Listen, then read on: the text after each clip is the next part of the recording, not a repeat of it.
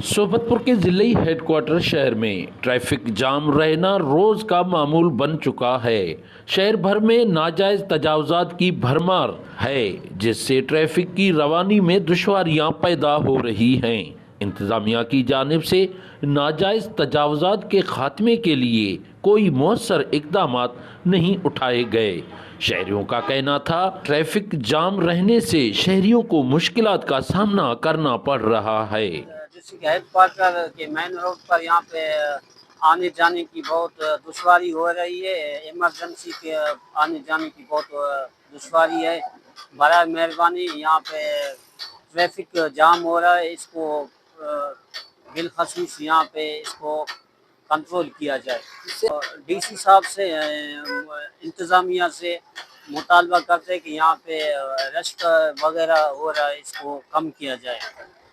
नहीं तो वालो परेशानियां भी होना। पहले नंबर जो बाजार में जगह रेडियो बिठान यो सजो कम खराब कोई बिठान अचण वञण में मुश्किल था। रोड ते ट्रैफिक जाम आ, ए गालियों बिठान रोडन जे मथुं नथा हटण। असां डीसी के गुजारिश आ के यो साफ कयो वञे रोड।